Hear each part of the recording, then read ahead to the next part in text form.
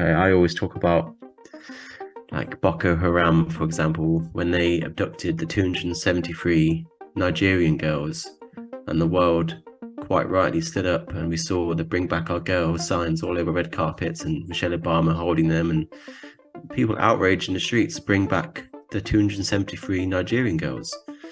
And the following 3 years, 10,000 Nigerian boys went missing at the hands of Boko Haram. I didn't see a single sign. You're listening to the Everyday Legends podcast, the show that is dedicated to championing everyday men and supporting you in getting more from life, love, and the everyday. I'm your host, Mike Campbell, and the aim of this podcast is pretty simple: to support you in building rock-solid foundations, legendary integrity, and kick-ass relationships, with plenty of stories, a load of lessons, and a solid dose of some loving straight talk. So let's get started. Hello and welcome to another episode of the Everyday Legends podcast. I'm your host, Mike Campbell, and today I'm extremely excited to bring you our guest, the Tin Man, which is to say the man behind a Instagram account, really. Someone who, his name is George, and as requested by him, he wants to remain reasonably anonymous because the work isn't about him, it's about what he's doing. And that's really what we're going to explore in this conversation. So let me give you a little brief on how George kind of describes, I suppose, the Tin Men. And this is kind of the brief, which is this: exploring the forgotten gaps of the gender debate, compassionate, original, and progressive political advocacy for our men and boys. And as he says, widening perspectives around men, uncomfortable conversations, and ugly truths, the unpopular other half of gender equality and men's mental health. And then as he describes on his podcast, addressing really the me in the audience: you are man, you are not toxic, problematic, or defective. Honest, unapologetic, progressive advocacy for men and boys. I first came across the Tin Men and George's work reasonably recently in the big scheme of things. Yeah, I don't know, earlier this year maybe. And I really love the content that he puts out, which, as we discuss in this episode, is very much empirically driven by data, by research. And, this isn't his area, his work, really. He's a filmmaker, as he says.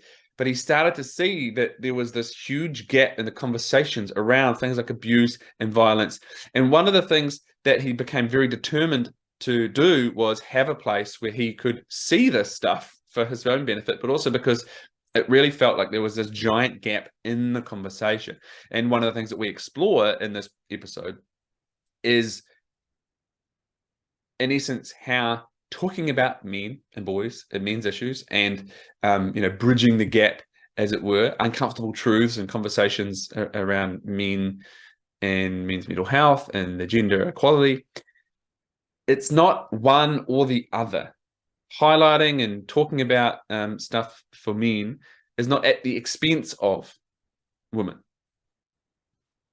And this is a big part of the challenge, and we dive into this in the conversation. I really enjoy George's take on this. He's a sound, considered, reasonable dude. You hear him share about his general take on things, where he leans kind of almost on the political spectrum, and some of the challenges that he comes up against and that he hears and sees in his work. I mean, man, this dude is trawling through like a lot of very challenging, confronting, uncomfortable, ugly data.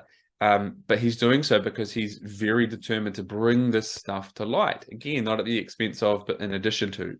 Everyone gets to have a say. And what we'll see in this when we talk about abuse, violence, parenting, father's rights, homelessness, suicide, all these things, and this kind of through line that he speaks to around education, which is pretty profound. The stats that he's shared with us around education and where boys and young men are astounding, frightening, alarming, and on some strange sense, reassuring in that, okay, well, we're doing important fucking work here and supporting men and helping men understand their shit, certainly on my perspective, so that we can explore the shit that we bring to the world, right? But then also look at who else and what else has a part to play in the shit that men suffer and bury, and often is buried in society. You're a man, deal with it, right? Men being disposable and not as important is a bit of a theme that we explore in this conversation. So I really hope you and trust you will enjoy this episode with the 10 men. George, it might challenge you. It might make you uncomfortable. It might bring up some resistance in you, maybe some triggering around things that feel, I don't know, unfair, maybe. You might find it hard to believe some of these pieces. So my invitation to you is to explore this conversation here with an open mind. Seek out George's work on Instagram or on the website and be curious. Ask questions, talk about it, and listen. You'll hear that's one of the key pieces that we get to in this conversation. Otherwise, as always, if you're new here, hi, welcome. Great to have you here. We've got a whole library of episodes exploring all things and supporting men stepping into being your best, getting through past and over your shit, and getting more from life, love, and the everyday.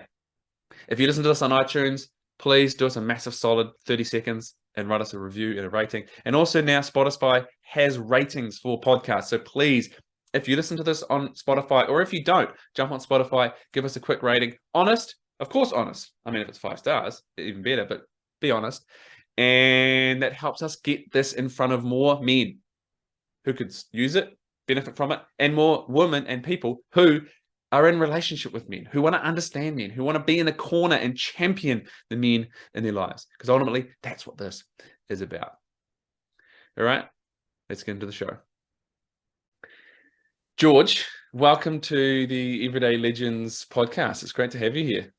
Oh, thank you for having me. Now, often coming into a conversation, it could be with someone who my audience knows a lot about, maybe knows absolutely nothing about. I've given a bit of context in the interview already. Your name is George, obviously, and we've explored, kind of on some level what you do, and there's an account, and I think that's really where I kind of want to start and focus to get to know who this person is right here. So feel free to tell us about George if you want. But what I want to dive into is this account that you have called the Tin Men. Can you tell us what the hell is the Tin Men? How has this come to be, this thing? Well, it started off as just a literal place for me to save information, statistical data about men, essentially. I remember it began wanting to understand men who are victims of violent crime, because I couldn't understand how, despite being the majority victim of almost all violent crimes, why so little was said about them. So I would essentially just create a slide, put it on my Instagram account, a private account, and then I would have it just for something I could access if I needed it in conversations or debates. And I'd bring up my account below the table, and then I'd be like, well, 81% of homicides worldwide are against men, da da da da da. And then suddenly people started to follow it. And then I started to present more information, and more people followed, and then present more information, and more people followed. And then I guess I started to incrementally increase the quality of my content and made it a bit more accessible to other people. And for the past 2 years, I've been on a bit of a creative journey, trying to rebrand the very controversial issue around men and discussing men in a political sense. I talk about everything from homelessness to addiction to fathers' rights to men who are abused to men who are sexually assaulted, and boys and education and healthcare in men and life expectancy. I talk about any and all issues that affect men, often from a data empirical perspective, with evidence. And it's just a bit of a creative journey. Like I'm enjoying creating content, and now I'm here talking to you. I love it. And, empirical, like one of the things that I very much enjoy about the content is, the time and research and like consideration that has gone into those things. Things that are quite often, unavoidable and Right. very hard to ignore, right? And I think you put it across in such a way that communicates very clearly and very profoundly. So I definitely appreciate it. I want to dive into some of those specific pieces, but there was a piece there you said, I started kind of just putting some things together for my own kind of reference. So perhaps I could come back to them maybe if I was, talking with someone or arguing with someone. So can you speak to that little piece there? Does that say that you were finding yourself, there was a piece of you that was kind of engaging in conversations around this, and you wanted to have a little bit more kind of, data in your armory? Yeah, I mean, I definitely had some uncomfortable conversations that almost left me with no choice but to set up my account. I mean, a lot of people I wouldn't engage just in real life around these issues. I'd use my account to sort of go into other people's comment sections and ask them difficult questions. I remember the first time I learned that 1 in 3 abuse victims in the UK is a man, because that just like it shocked me basically. And I remember trying to bring that to the conversation, because obviously when I would go on social media, everything in terms of domestic violence was centered around women, despite men being 1 in 3 victims. And people just didn't want to hear it. People were like, this isn't about you, this isn't about that, it's not time for men right now. Go. And then obviously people were saying, go make your own account. Go make your own account if that's what you want to talk about. Go start your own conversation. So I did, and I set up my account and I started creating content. But yeah, I live in London, very progressive, left-leaning city. I consider myself left and also progressive, and I was amazed at how unwilling people were to engage in these conversations, and how even despite having the data on my side, people still weren't willing to listen, and would be quite deliberately trying to misinterpret what I was saying and not wanting to engage and getting quite aggressive. And I sort of took a step back at the real life conversations, and then I started engaging more online, and hopefully trying to change people's minds, and I think I have. And yeah, you're right. I do try to make my content as evidence-based as possible. Thankfully, the evidence is on my side. There is, in terms of domestic violence, there's so much data that shows men are the victims of domestic violence in significant numbers as well. So I'm making the most of that. And I also enjoying the fact that no one else is talking about these things. No one really wants to talk about male victims of abuse because it's so taboo. But as someone who doesn't really In care a simple so much sense, about why that, do you think that is? um, Or maybe not simple at all. what? Well, why do we center women in the discussion of domestic violence? Is that what you're Yeah, and I asking? suppose it's the two pieces, right? Centering women and not centering, Putting men out. or really not even, as you said, willing to have a conversation about men. It's difficult. Well, I interviewed the very first the woman who founded the first refuge in the world. It was on my podcast called Erin Pizzey, and this is 50 years ago, 51 years ago now. So, and she set up the first refuge in the world in London. And from the very beginning, she insisted that domestic violence isn't a gendered issue. She was like, most of the women that were coming to her for help were also violent too. So the women going to her were mostly in reciprocally violent relationships where they were violent to their partners and they were violent back to them. So right from the beginning in the domestic violence industry, from day one, it was seen as a non-gendered issue that both women and men engage in.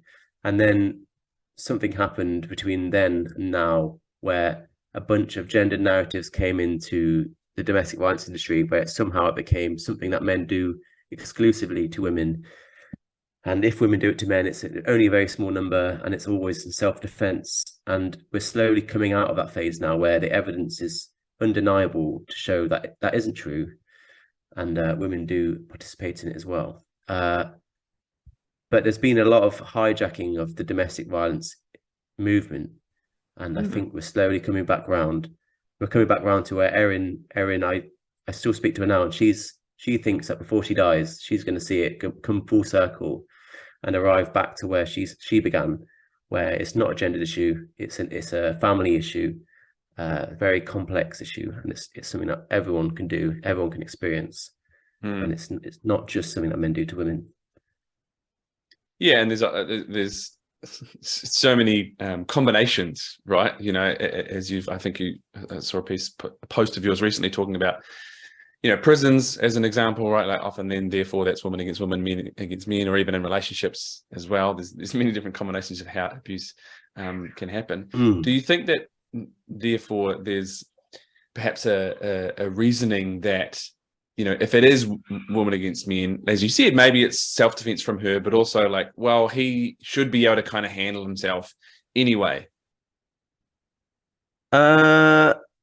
I think the idea that women haven't got the physical capacity to cause men any sort of damage is kind of antiquated. I mean, there's a lot of evidence that shows, although women do experience greater severe injuries, it isn't a huge amount more. It's not a huge. I think it's about something about 43% of women who are abused are severely hurt versus 38% of men. It's sort of about 5 to 10% difference. It's not a huge difference, but women are more often injured. Not necessarily because men are more violent in relationships, but because they're just often bigger and stronger. Yeah. But then that's another thing I asked Erin myself, and she said women are more likely to use weapons. And I spoke to I've also, my last podcast guest, I'm not this isn't a plug, but she was talking about how a lot of women will do things like pouring boiling water over men, or attacking them in their sleep, and there are ways in which you can quite easily subvert the physical advantage men have. But also, domestic violence isn't painful necessarily in a physical world. It's just, it hurts having someone that you think is supposed to love you being violent, regardless of how much it physically hurts. The emotional toll that it takes on you is also significant, even if it's just a slap or a push or a kick. Like, it doesn't have to physically hurt you to emotionally hurt you. So, yeah, I mean, and of course, abuse isn't just physical. So speaking to that, there's the physical and the emotional consequences, but then there's also emotional abuse and other types of abuse that are not physical in any way. Financial abuse. There's abuse by proxy, which is something that people have been talking about on my account, where abuse by proxy is where you use something else to abuse your partner, often children. So that's something that a lot of men experience, where children are involved, and parental alienation is basically where one parent uses the children to alienate the other parent by saying things about your father or your mother, and basically trying to create a divide. Taking the kids away, for example, like a lot of, I've heard about 11% of male suicides are tied to domestic violence.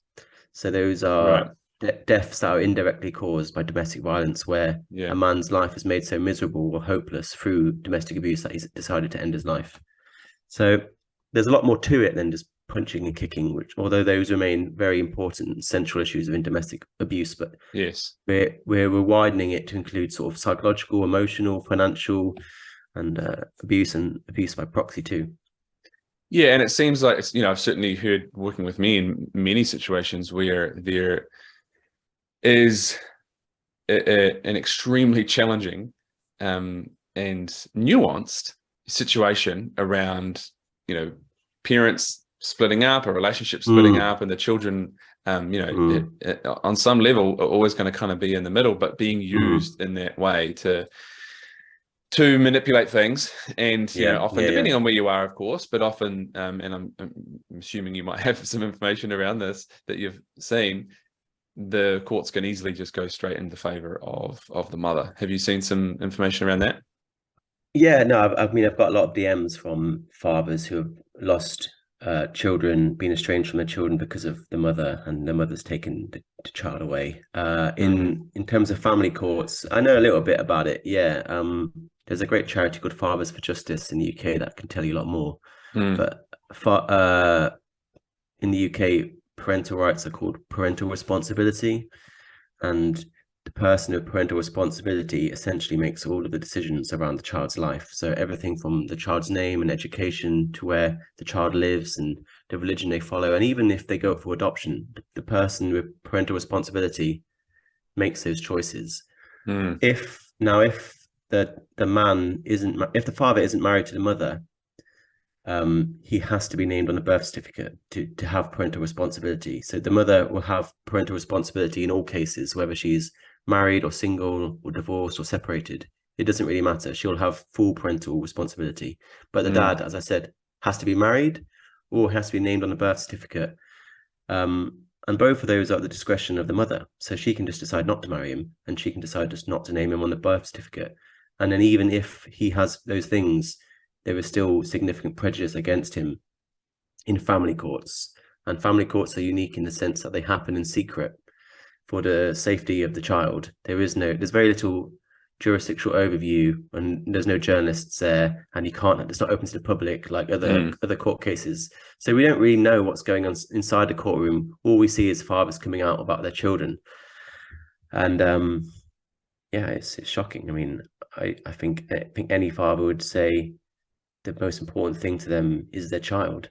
And to be deprived of your child is just heartbreaking, and it happens too often. And I think it's one of the key issues, I think, in terms of talking about men and men's mental health. I mean, I can't imagine being in that situation. You know, my daughter is 2, coming up 2.5, and to not have power in there, right? Because it just feels incredibly powerless from what you're describing. To not have a say, an equal part of the play, you know, a part of the entirety of everything. You know, my daughter is absolutely everything, and I can see the challenge in there when someone might have more power in that situation, and then use that against the other, which, speaking to this point of kind of abuse by proxy, you know, kind of emotional abuse, manipulation, that kind of stuff.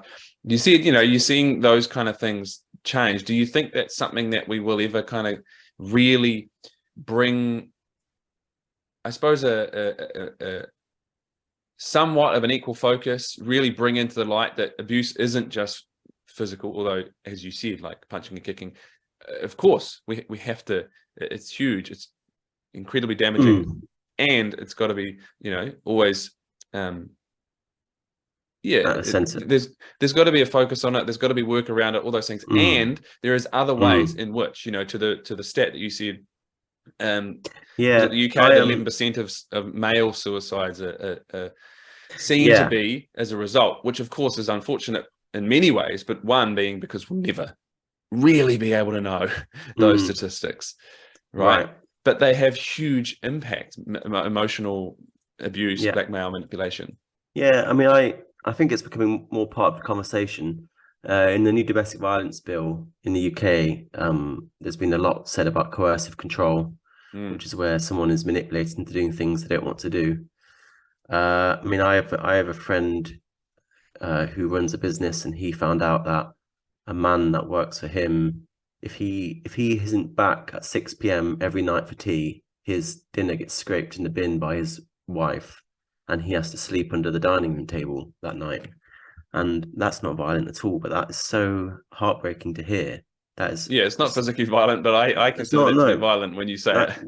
Well, it's definitely, I mean, it was certainly abusive, and absolutely, it's an act of violence in some capacity. And one thing about domestic abuse is that it's a pattern of behavior. So that will be happening multiple times a week for long periods of time. It's not abuse isn't a one-off event. It's something that's routinely done and with bad intentions. So I mean, that isn't violent at all. That wouldn't physically hurt that man, but I'm sure it could easily ruin his life. And I think those sort of stories are becoming more visible. Whether they're centered around men as much as women, I don't think so. But I think, and I suppose to examples like that, regardless of who the person is, that's damaging. And you know, one of the things that perhaps comes to mind for me there is like maybe there's a short-term focus on things, because it might, to that exact example, it's not necessarily physical in that moment, but working with me, and I can tell that, you know, there's going to be a lot of internal distress, and that has a physiological response. And I imagine that there are real physical consequences to him. It might not be in that moment, but across long term, you know, with his nervous system and, you know, cortisol and the stress hormones and all these things that happen to him, and his ability to then function and show up at work the next day. And then all those pieces of the puzzle are pieces of the puzzle that need to be considered. I mean, I heard it recently that trauma can have like a long-term effect on your immune system. It can essentially just dampen or turn off your immune system long term. And we know like certain, like loneliness, for example, is heavily associated with strokes and heart disease and early death. And these aren't like, the psychological and the physical are linked together. And you can't hurt one about the other. So and even if they didn't have the physical sort of side effects, they still hurt emotionally. Yeah, absolutely. And yeah, and you can see that with the association between male suicide and domestic violence and how prevalent it is. So then, you've looked at clearly a lot of data and a lot of frightening and challenging things. How do you personally navigate looking at that stuff? Is posting the content kind of the outlet, because you're still digesting a lot of things that are frightening and shit, to put it bluntly. I mean, I guess we're talking more about me as an individual, but yeah, it's definitely difficult. It's very difficult, especially when so few people are talking about it. I'll read a statistic and I'll just be like, it just can't possibly be true. And then I'll dig more and it is true. And it's so hard to be one of the few people saying these things, almost like a fish swimming against the mainstream the whole time. Although it obviously takes an emotional toll as well. It's also the idea that why is no one talking about these things? It would like, where are the headlines for men? Where's the outrage? Where's the protesting?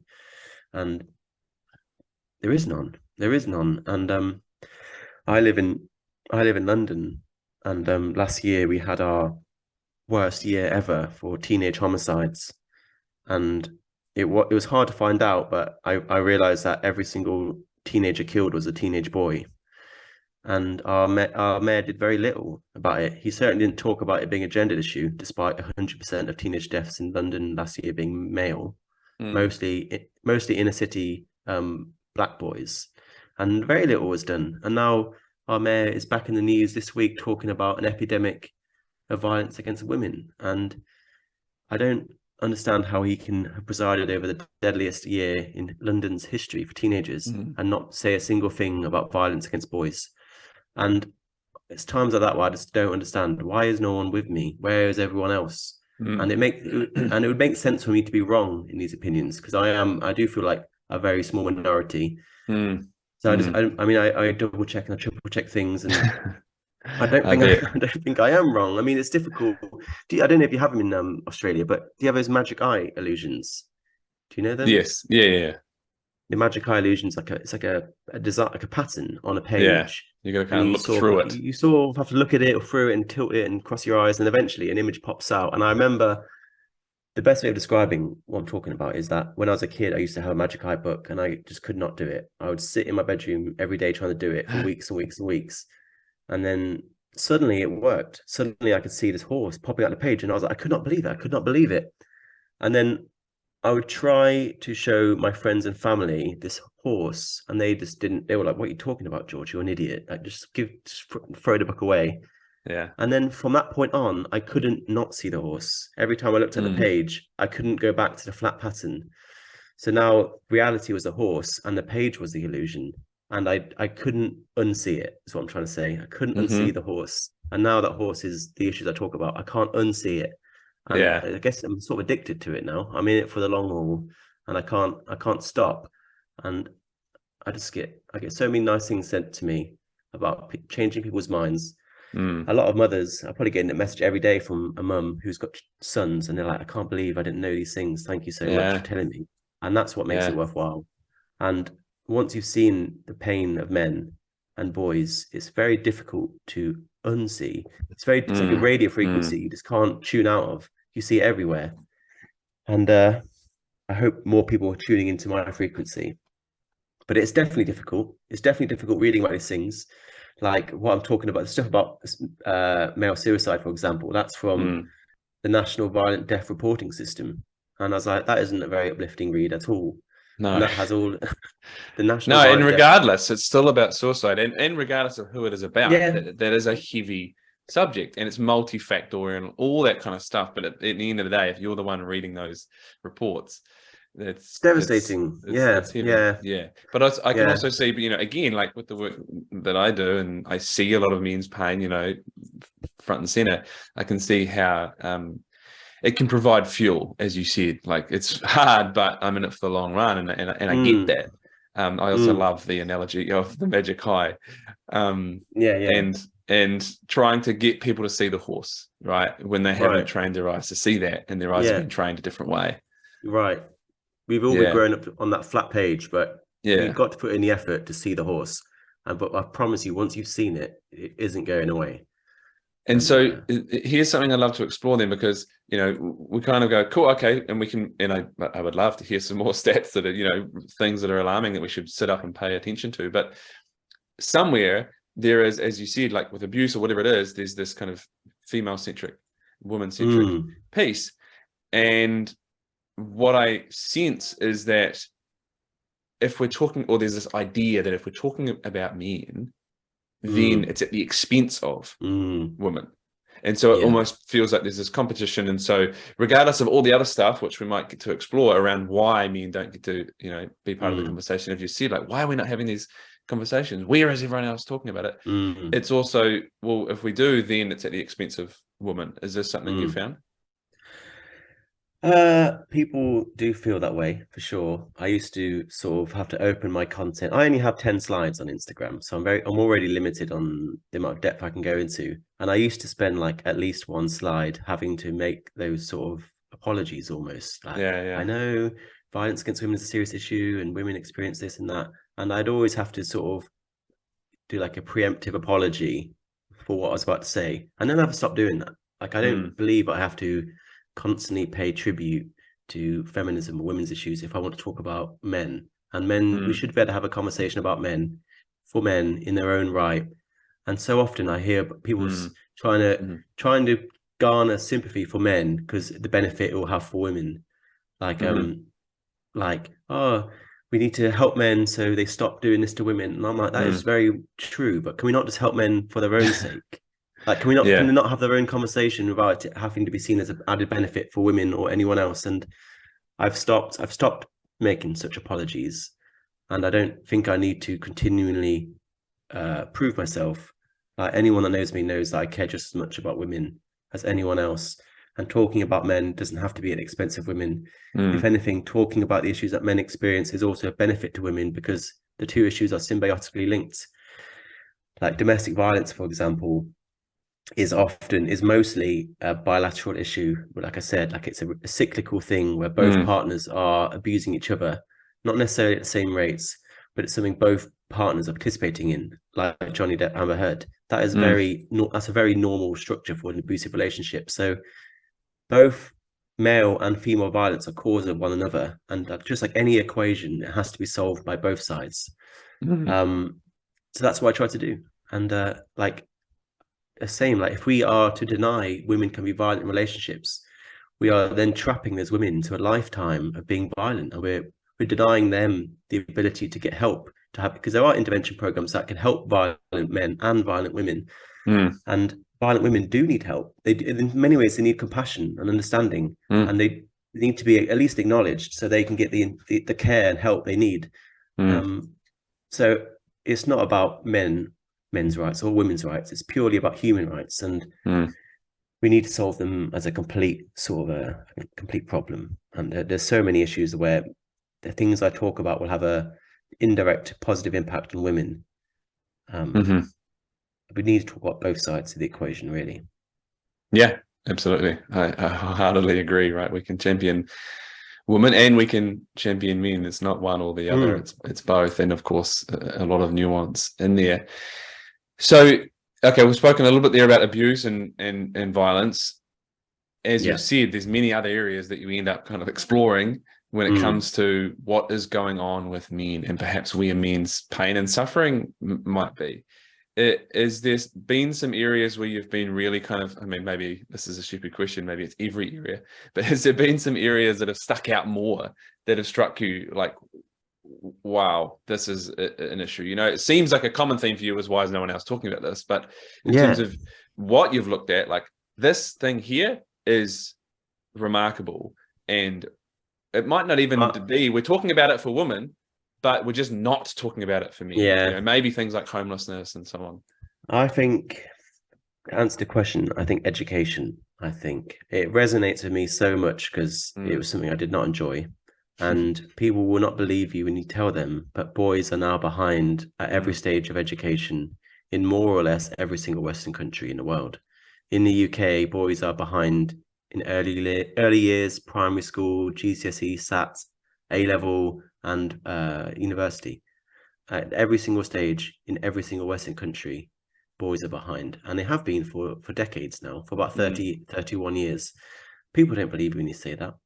People continually think that women and girls are disadvantaged in education, and they were disadvantaged in the early 70s. And talking about in America, for example, women and girls are behind traditionally in education, and in I think 1973 or 1972 they brought in the iconic Title IX, which was all about getting women and girls into education. You can't discriminate based on sex, and since then it's changed.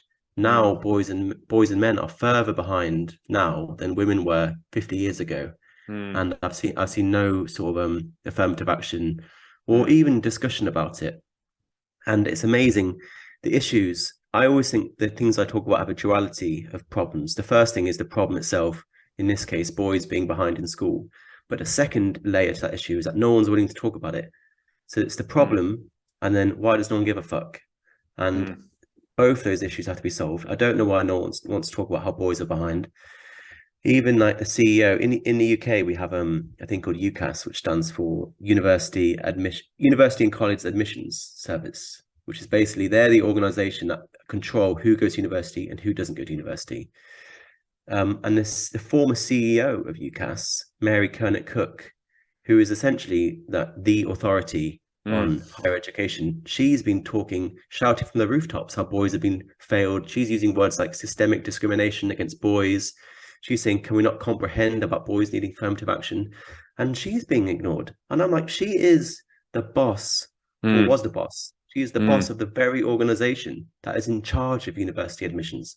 Like, we're still ignoring her. And she should have more insight than anyone, really. Yeah, well, she is, like, if there is an authority on higher education, she is it. She is literally it. And we don't care. And is she being ignored, or is there a conversation to dismiss? Well, both. She says that it's very taboo. She calls it taboo, socially taboo, to talk about boys needing help in school. And if we talk about boys, and that people immediately, people go for, boys are just lazy, they should try harder, they're just not as smart as girls. And I'm like, just shut up. And like oversimplified, stupid approach and it's to like be judgmental. It's frustrating because like we talk openly about how there's an interesting parallel I found where in American companies, 80% of board directors of American companies are men.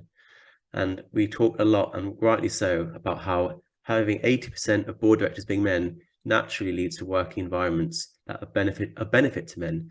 So men creating work environments are going to create spaces that are beneficial to men. It makes sense, and we need to address that problem. But 80% of classrooms have female teachers in it. So 80% of teachers are women. And I was like, naturally, that's going to create an educational environment where boys are disadvantaged. And it does. And there's been so much evidence showing that teachers mark boys lower for the same work and punish them more harshly for the same behavior. There's so much evidence that shows that there's way more going on, like teacher bias. There's the idea that our style of teaching isn't suitable to boys' needs. There's evidence that's saying that perhaps boys would benefit from starting school a year later because their brain development is slightly slower to girls. There's so many evidence that male teachers are less likely to problematize boys' behavior in school. And there's also the fact that the vast majority of scholarships and awards are still for girls. So in terms of if you want to go to get educated in America, you're going to need a scholarship, and most gender scholarships are for girls, despite them making up the vast majority of those with degrees. So there's so many things to be spoken about, and they're not.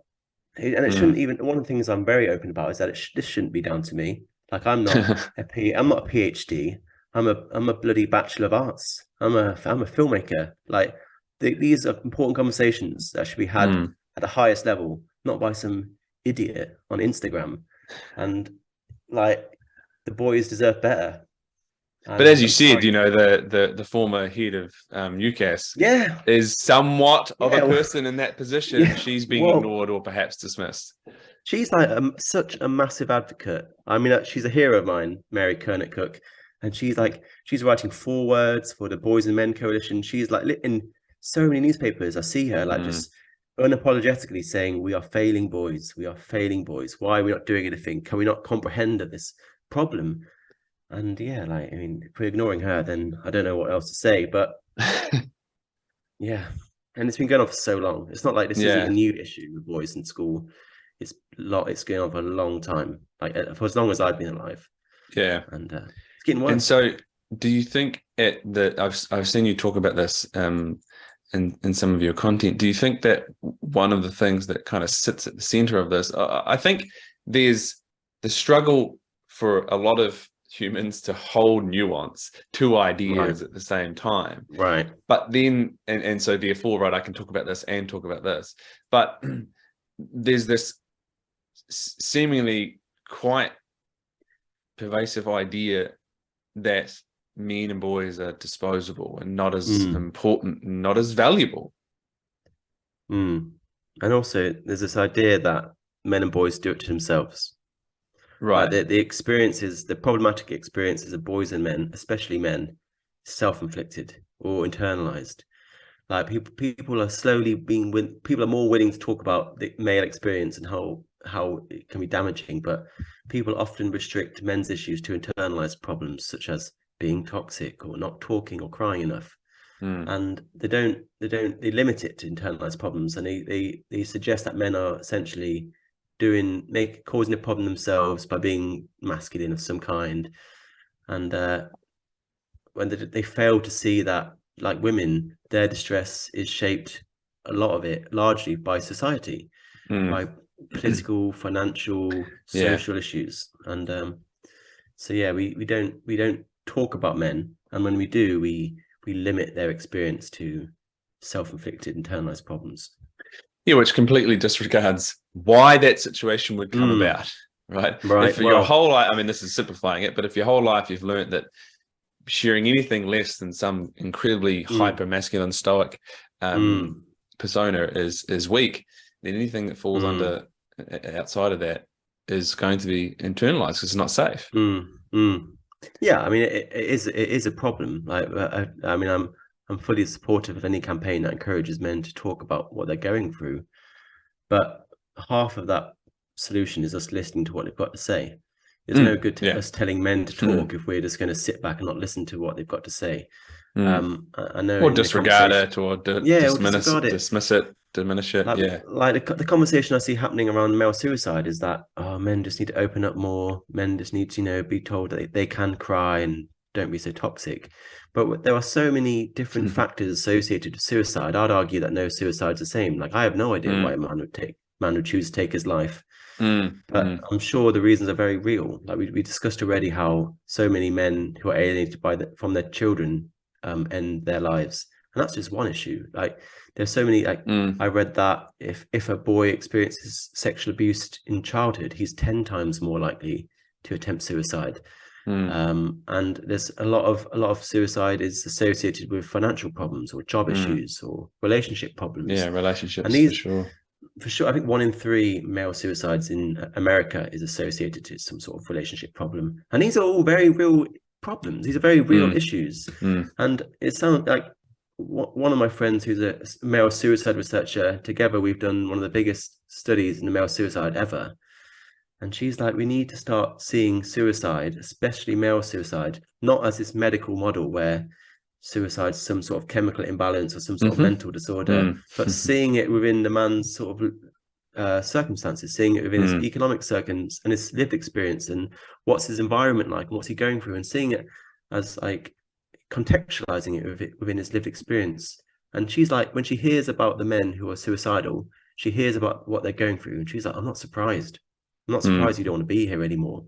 And we need to stop pathologizing suicide so much, I think, and assuming it's also a simple brush stroke to just say they're depressed and they're not talking about it, right? Like it's simple to do that, but I maybe this isn't accurate, but to me it feels like the same kind of approach where we look at something like obesity and we say, well, people just need to exercise more and eat less. It's like, and you Yeah, can say yeah. that until you're blue in the face, but it takes into account no circumstance, context, Mm, everything around it, the mm, person's psychology, their lived mm, experiences. And that's yeah, where things become more challenging to hold different ideas and explore nuance.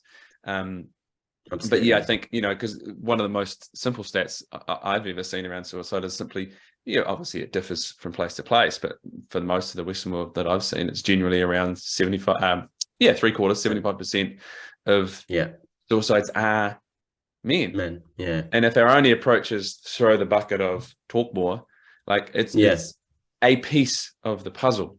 But I think you brought up an incredibly valid point there, which is the challenge for so many men is like individually as well as collectively and other people.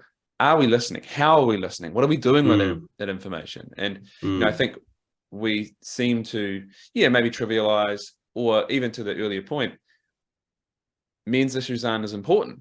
And to me, mm. it brings us back to this idea of like, so have we made men more disposable? I think, yeah, I mean, there's an argument that men have always been more disposable. Like all you have to look at is that whenever there's a war, where it's the men who are drafted. Like you only have to look at Ukraine and Russia. Is like Mm-hmm. the men are the ones that are being sent. These aren't men who are trained. These aren't men who are experienced or veterans. They're just regular men having a gun put in their hand and pushed into a battlefield. And again, like whenever there's a natural disaster or crisis, you'll hear the words women and children ringing out. And men are the bottom of the pile when it comes to Mm, someone being saved. I mean, there's loads. There's so many examples of it. Like how we don't see it. Like I always talk about like Boko Haram, for example, when they abducted the 273 Nigerian girls, and the world quite rightly stood up, and we saw the "Bring Back Our Girls" signs all over red carpets, and Michelle Obama holding them, and people outraged in the streets, bring back the 273 Nigerian girls. And the following 3 years, 10,000 Nigerian boys went missing at the hands of Boko Haram. I didn't see a single sign. It, mm, it's a bit like what's happening in London, where fuck. 30 boys were stabbed to death last year, and nothing was really said about them. And Mm, there's so many examples about how we prioritize women when there's a crisis or an emergency, and we place them alongside children. But women aren't children; women are adults, mm, and you just got to ask, like, do we see men as more disposable? And I think we do. I mean, I do it. I mean, whenever I definitely mm, feel differently when I walk past a homeless woman than I walk past a homeless man. mm, And I think it's something that's sort of part of our biology almost, where we just seem mm-hmm. to see men and women can be more vulnerable, often Yeah. because of they are smaller and they're not as physically strong as men. But that doesn't mean we should erase men from any sort of empathy. Mm, of course. Yeah, and I suppose we socially, but I think probably when you look at evolution, primarily men as provider and hunter. Have we Yeah, made the man the protector, and therefore he doesn't need protection? yeah. I mean, there's a rather antiquated view of male disposability that I don't necessarily agree with, but it says that men are more disposable because they have lower reproductive value than women. Like if you think about if you want to go back thousands and Yeah. thousands of years to our sort of hunter-gatherer sort of age, like a single man or small group of men could essentially repopulate an entire village of Mm, women. Like one man could impregnate a hundred a hundred women and have 100 children, whereas one woman can only have one baby, and we need basically she hasn't got the same reproductive value. mm, So some people think that's where male disposability came from because of men's decreased reproductive value. I don't think that's true. I just think I don't know why, but it's probably culturally enforced. I mean, it certainly is, mm, and I don't know why we see men as more disposable. There's been lots of experiments done. There's been loads of experiments where like people are more willing to risk a man's life, or people are more mm, willing to electrocute a man or subject him to pain. There's the opposing theory called women are wonderful. The women are wonderful theory, which is sort of says how we're one of the experiments I've seen is like a series of fake science articles were written. Half of them showed a scientific benefit of women, saying women are smarter, women are faster, women are braver, And then the others said the same, but for men, men are smarter, men are braver, men are stronger, and people were far more accepting and willing to read the females' positive articles than the male one. If they found the male ones like offensive and wrong and accurate, and the women ones empowering. We love it. And there's also like there's been some great research where Zach Summers, he's an American researcher, he looked at what's called missing white woman syndrome, Right. which is saying how he found that if a woman goes missing in America, she'll get 3 times more media coverage than a missing man.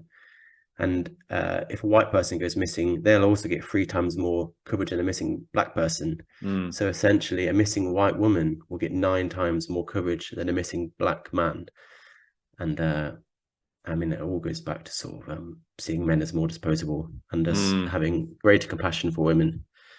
And yeah, which is frightening, you know, when you think certainly about that. I'm interested to hear if you've heard this kind of statement, because I've certainly heard probably verbatim or many versions of it. And it's this kind of thing of, well, men had it so good for so long.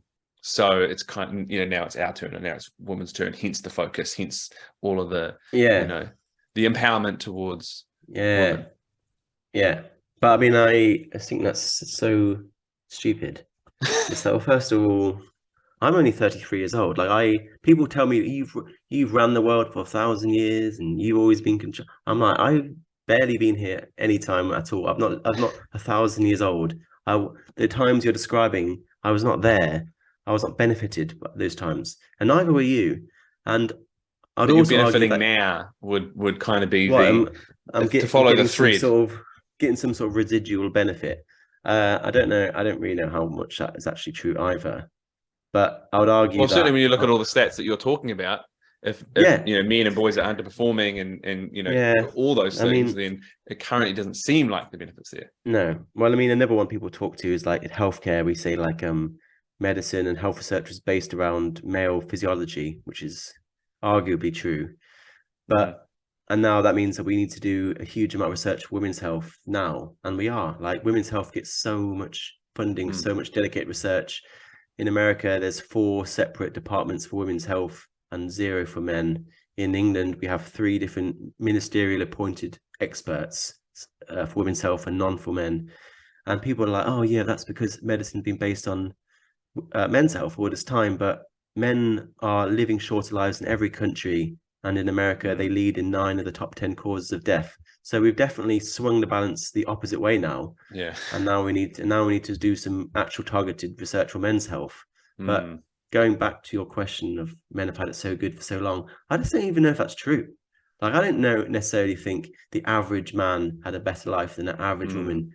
And I think that's really at the center of it, 200 years ago.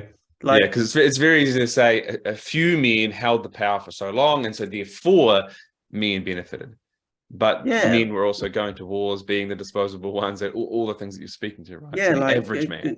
Go tell that to a man who got conscripted to go to fight in the Second World War, the First World War, and had their legs blown off. Like, is that the life you're telling me that was so a benefit to him?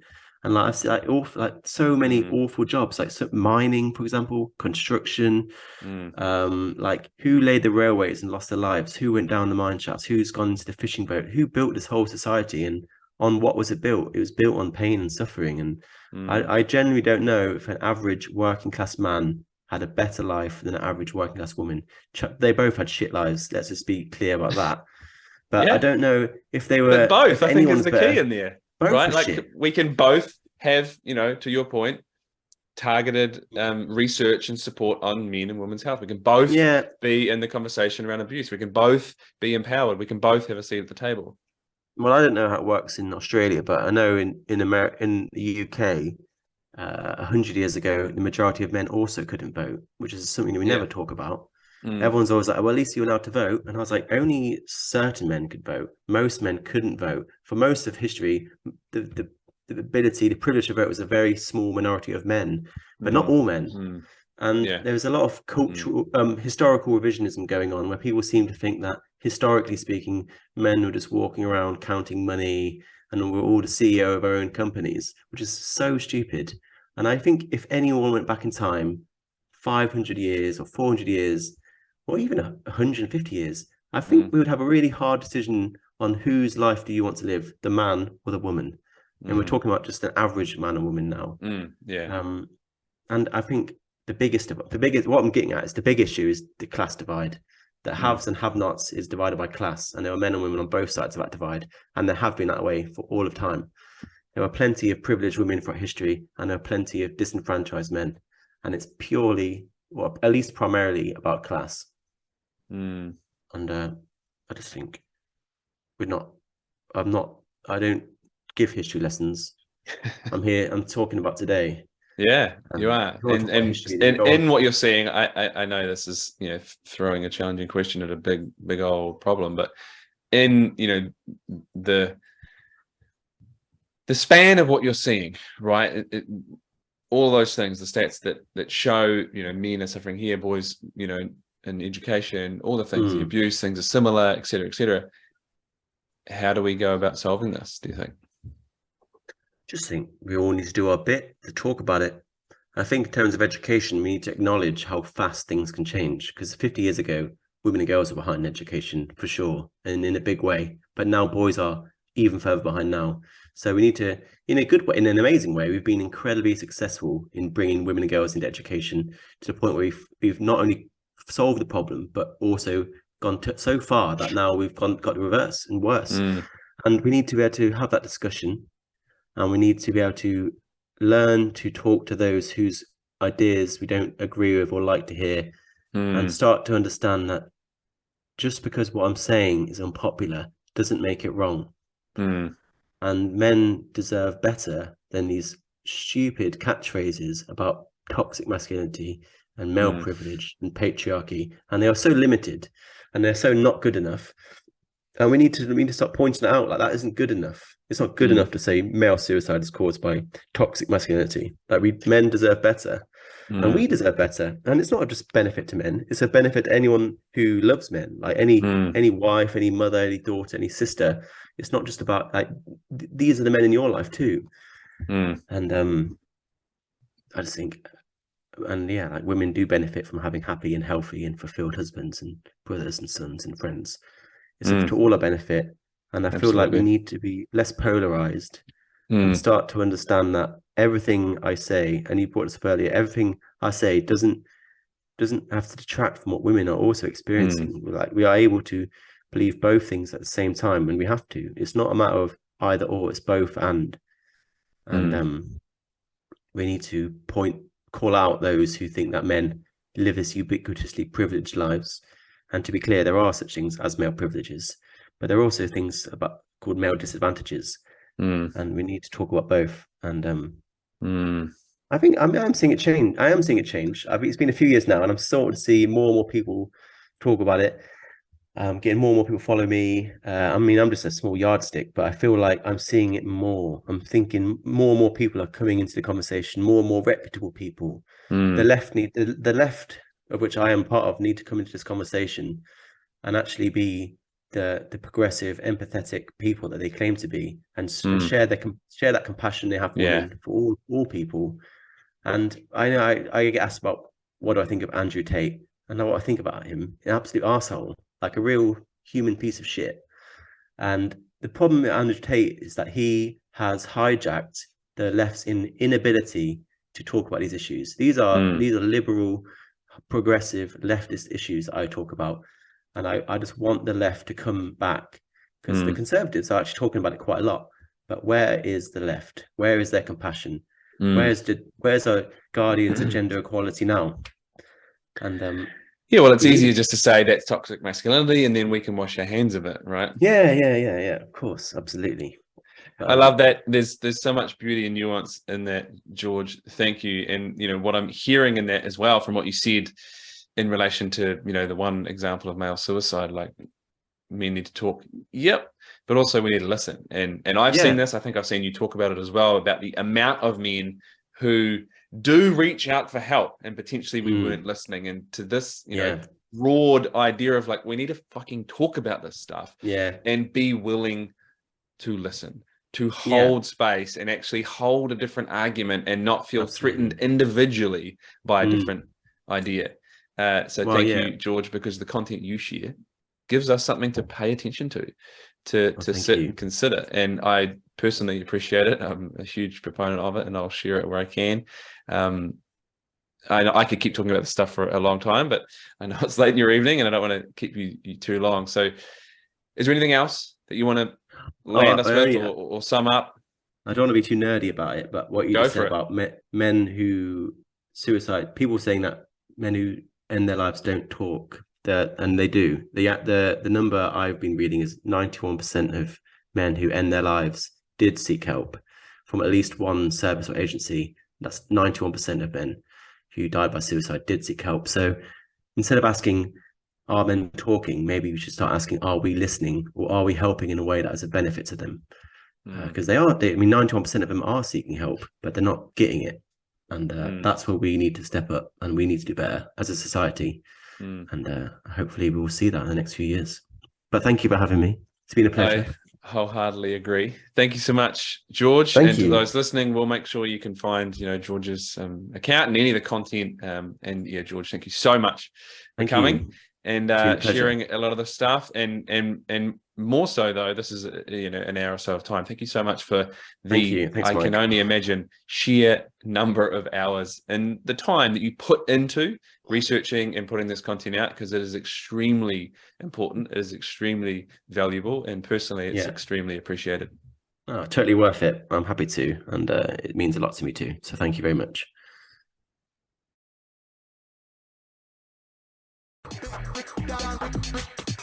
You've been listening to the Everyday Legends podcast, the show that is dedicated to championing everyday men and supporting you in getting more from life, love, and the everyday. If this podcast has benefited you, if you enjoyed this, then my invitation is to share this with a man that you think will also benefit from this and enjoy this. Remember, please, wherever you find your podcast, to like us, subscribe to us, click download first, leave us a review. All those things both make sure you get all the updates when they come in, and it supports us in getting this podcast in front of more everyday men that could use it. Until next time, I've been Mike Campbell. Remember to build that legendary integrity, and remember, everyday men, we thrive when we are championed, when we are supported, when we are appreciated and recognized for who we choose to be in the world. Here is my invitation to both show up and be that everyday legend, and to continue to champion the